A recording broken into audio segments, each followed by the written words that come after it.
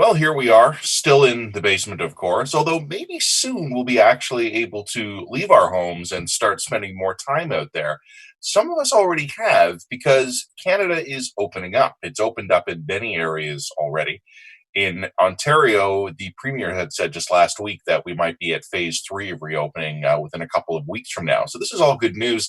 I've actually been on vacation for the last week. And, when a lot of people like to have really active vacations, like to go out and do a lot of stuff, to me, the best vacation is when you do nothing. So on Sunday, just the day before I had to come back to work, I had a bunch of errands to do, a bunch of things to get done around the house. And I was driving around Toronto getting stuff done.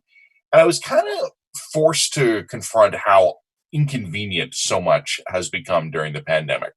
Lining up outside of many stores in order to go in and get that one item you need, wearing a mask on a 35-degree day, still a lot of inventory problems, a lot of supply problems, supply chain problems, getting your hands on things you would actually need. And these weren't, specialist items or anything. This is just me executing my wife's finish before a holiday ends chore list, just fixing things around the house.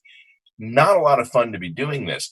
There was one interesting moment on Sunday, though, when I was downtown, and I overheard a couple who were walking around a downtown street talking about how wonderful it was to see all the restaurants with their extended patios set up. And it's true. Some of the streets in Toronto, and I know this has happened elsewhere as well, have taken over more of their parking lots or more street space in order to move their restaurant businesses outside as a way of staying in business.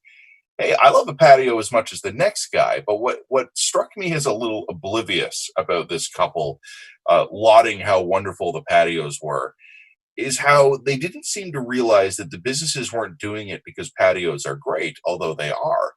They were doing them to try and avoid shutting down. And just in the last couple of weeks in my neighborhood, a couple of restaurants have closed. They haven't been able to survive the pandemic.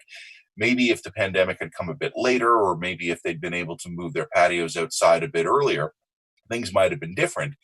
But they weren't. And these businesses didn't survive.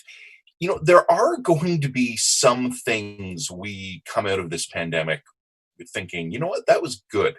This is something we should keep. I was reading an article just on the weekend about how courts and political consultations, council meetings, things like that, are now having live streaming, or you can deliver your deputation by phone or by video clip. This is progress. This is actually going to leave our court system and our government better off, assuming we actually learn the lessons and keep them. But in a lot of ways, we won't miss this. And what is interesting to me is how we continue to find ourselves confronting the fact that this pandemic has been a very uneven experience. For some people, it has been devastating. They've lost their job, they've lost their business, they've lost loved ones, of course. For others, it's a great opportunity to have expanded patio space. When this is all over and done with, one of the things we're going to have to do is actually take a full accounting of this and decide what was terrible and what we want to make sure we do better next time, if there is a next time, and what we actually liked. What will we want to keep? What will we never want to do again? And if we are smart enough to keep the things that we thought were good, while smart enough also to find ways to avoid the things we thought we were bad, maybe this whole thing will have served a purpose after all.